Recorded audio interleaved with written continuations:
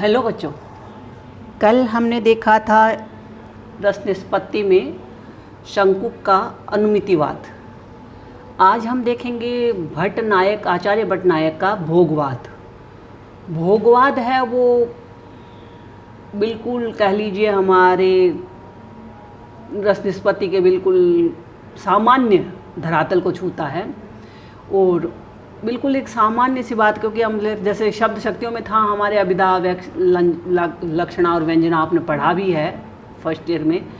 तो जब हम अभिधा की बात करते हैं तो हम सामान्य बात करते हैं, जैसे है कि राम जाता है, राम स्कूल जाता है, या उस ओर देखो गांव है। मतलब एक सामान्य सा शब्द है या सामान्य सा वाक्य है जो सबके समझ में आता है। तो ये जो भोगवाद है ये भावना और भावकत्व पर जुड़ी हुई बात करेगा। और भावना की अगर बात करेगा तो वो भावना सिर्फ एक व्यक्ति की नहीं होगी। जिस तरह से हमने शंकुक में और उसमें देखा था भट्टलोलट में कि उन्होंने बात कही तो वो एक नायक यानी मूल पात्र और अभिनय करने वाले अभिनेता तक बात कही थी। इन्होंने न तो मूल पात्र की बात कही और न ही अभिनेता की बात कही। इन्होंने सामान्य जो दर्शक होता है, सामने देखने वाला, जो पाठक होता है पढ़ने वाला, उसके रंग को इन्होंने पकड़ा भोगवाद में। तो हम देखेंगे भट्टनायक के भोगवाद में उन्होंने कहा क्या है। तो भट्टनायक ने संयोग का अर्थ भोज्य भोजक संबंध या भावना तथा निष्पत्ति का अर्थ भक्ति या भोग करते हुए अपने मत की स्थापना की। सभी ने निष्पत्ति और संयोग की बात कही है। तो संयोग में इन्होंने क्या कहा है, भावना को, और निष्पत्ति में इन्होंने कहा है भोग को। तो पूर्ववर्ती व्याख्याकारों भट्टलोलट और शंकुक ने रस निष्पत्ति की व्याख्या केवल नायक की दृष्टि से की थी, जबकि भट्टनायक ने इस पर सामान्य काव्य की दृष्टि से विचार किया। उनके विचारानुसार काव्य का रूप शब्दात्मक है। यानी इन्होंने जो बात कही है वो ये कहने का मतलब ये है कि शब्दों का, क्योंकि देखो एक बिंब खींचेगा, आगे हम चलेंगे इसी में शब्द कैसे आता है ना, और शब्दात्मक कैसे होता है, पहले हम इसको थोड़ा समझते हैं। तो शब्दात्मक काव्य की 3 क्रियाएं हैं। जब हम शब्द शक्ति की बात करते हैं तो 3 बातें भी करते हैं, अभिधा, लक्षणा और व्यंजना। तो यहाँ भी इन्होंने कहा है कि शब्दात्मक काव्य की 3 क्रियाएं हैं। क्या क्या है, अभिधा जो भावकत्व और भोजकत्व, यानी अभिधा भावकत्व जो भावना और भोजकत्व जो भोग। अब अभिधा के द्वारा हम शब्द के सामान्य अर्थ को ग्रहण करेंगे। अभिधा शब्द शक्ति का मतलब ये है सामान्य लक्षण, है ना। तो शब्द ग्रहण करेंगे सामान्य लक्षणों को। यह वह अर्थ हमारे मस्तिष्क को ही प्रभावित करेगा, किंतु भावकत्व शक्ति के द्वारा उस अर्थ की अनुभूति हमारे हृदय को होगी। अगर हम इसमें कहते हैं कि अभिधा के द्वारा, तो फिर वो हमारे सिर्फ बुद्धि को ग्रहण करेगा, बुद्धि ही उसको ग्रहण करेगी। लेकिन जैसे हम उसके भावकत्व भावना की बात जोड़ देते हैं तब वो हमारे हृदय पक्ष को भी ग्रहित करेगा।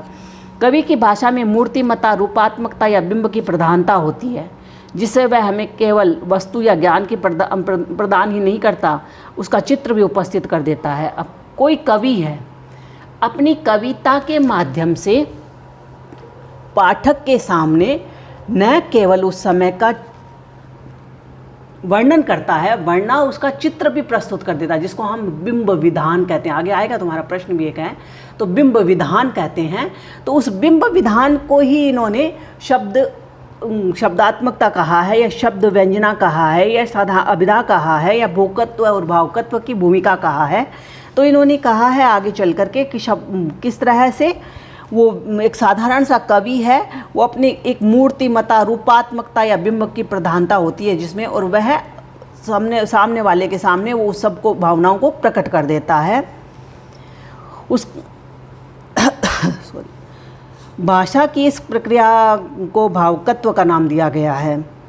भावकत्व की जिस प्रक्रिया के कारण पाठक को काव्यगत विषय की अनुभूति प्राप्त होती है, उसी का दूसरा नाम साधारणीकरण का दिया गया है। साधारणीकरण क्या है आएगा, मैं जैसे तुम्हें 2-3 बार पहले भी हिंट दे चुकी हूँ। अपने आप को यानी स्व को पर में विगलित कर देना ही साधारणीकरण है। अब स्व में पर का क्या, आप किसी सीरियल को देख रहे हो, देखते देखते ही उसमें जो चलने वाली घटना है उसमें उस घटना को देखते देखते आप अपने आप को कहाँ बैठे हो, किन के बीच में बैठे हो, क्यों बैठे हो, किस तरह से बैठे हो, सब भूल जाते हो और इसमें इतना डूब जाते हो कि या तो वो कोई हंसाने वाली बात है तो आप हंसोगे, या फिर रुलाने वाली बात है तो आपके आंसू निकल आएंगे।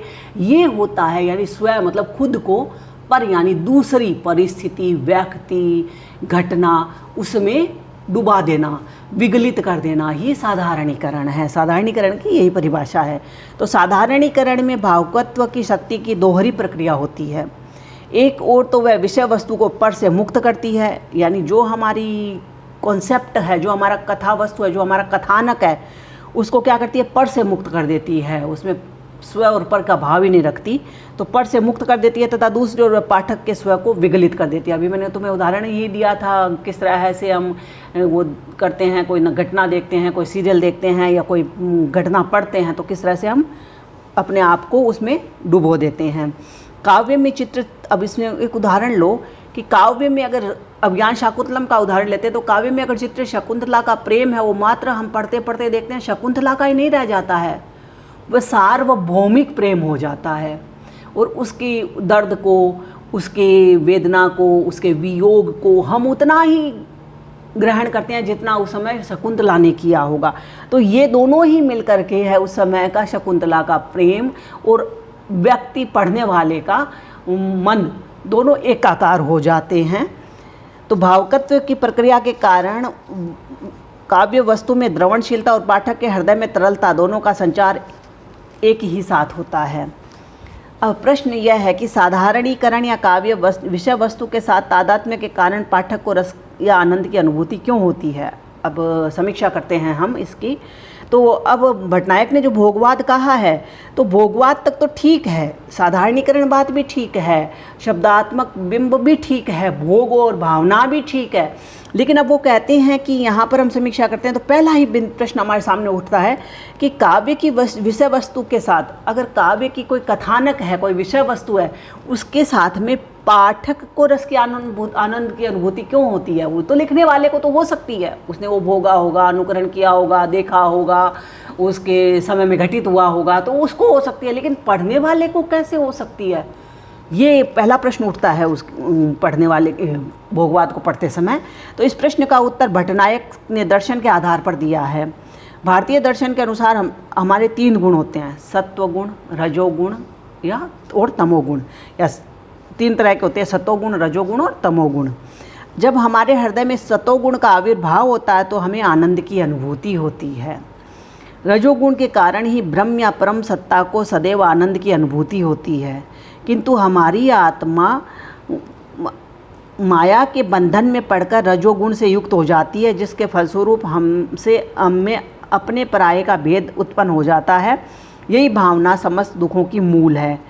तो कहते हैं सतोगुण तो क्या है कि जब काव्य को पढ़ते हुए और हमें ईश्वर आनंद होता है, ब्रह्मानंद की प्राप्ति होती है, तब तो वो सतोगुण है। लेकिन वो माया, मोह, बंधन में पड़ जाते हैं हम कि नहीं ऐसा कैसे हो सकता है, ये नहीं, ये तो संसार है, ये तो इस तरह का झूठ है, ये तो दिखाने वाली बातें सब झूठी है, तब वो रजोगुण हावी हो जाता है। काव्य के द्वारा हम अपने पराये की भावना से मुक्त, या यूँ कहिए कि साधारणीकरण के कारण हमारी आत्मा में से रजोगुण लुप्त हो जाता है तथा सत्वगुण का उद्रेक होता है, जिससे हमें आनंद की अनुभूति होती है। अब उन्होंने कहा कि जब हम ये तो मानते हैं कि ये सब दिखाए जाने वाले दृश्य, चाहे वो सीरियल में चल रहा हो, चाहे चित्रपट पर चल रहा हो, वो सब झूठ है, लेकिन उस समय हम क्या है, हमारा रजोगुण है वो सतोगुण में तिरोहित हो जाता है, बदल जाता है, हम भूल ही जाते हैं और वो उसमें हम ब्रह्मानंद को प्राप्त करते हैं, हमें परम आनंद की प्राप्ति होती है, हमारा सतोगुण हावी हो जाता है, तब हमें आनंद की प्राप्ति होती है। इस दार्शनिक भाषा से बचकर सीधे सादे शब्दों में कह सकते हैं कि काव्यगत विषय की अनुभूति से हमारे हृदय का विस्तार होता है, जिससे हमें आनंद की अनुभूति होती है। यानी जब भी हम कोई काव्य पढ़ते हैं, देखते हैं, सुनते हैं, चित्रित होते, मंचित होते देखते हैं, और हमारे मन को जो या हमारे हृदय को जो आनंद प्राप्त होता है, बस वही है साधारणीकरण है, या वही आनंद की प्राप्ति ब्रह्मानंद है। आचार्य शुक्ल के शब्दों में यही हृदय की मुक्त अवस्था है। आचार्य शुक्ल ने कहा साधारणीकरण क्या है कि हृदय की मुक्त अवस्था ही साधारणीकरण है। अब जब हम किसी घटना को देख रहे हैं, मैं और उसका भाव ही नहीं रहेगा, हृदय ही मुक्त हो जाएगा, उसी अवस्था को उन्होंने साधारणीकरण कहा है।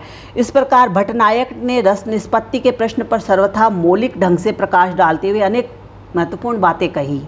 उनके द्वारा काव्य की भावोत्पादिनी शक्ति, भावकत्व तथा साधारणीकरण की खोज एक अत्यंत महत्वपूर्ण देन है। यानी इनसे पहले जो भट्ट लोलट और भट्ट शंकु हुए, भट्टनायक से पहले, उन्होंने सिर्फ और सिर्फ मूल पात्र और अभिनेता तक की बात कही।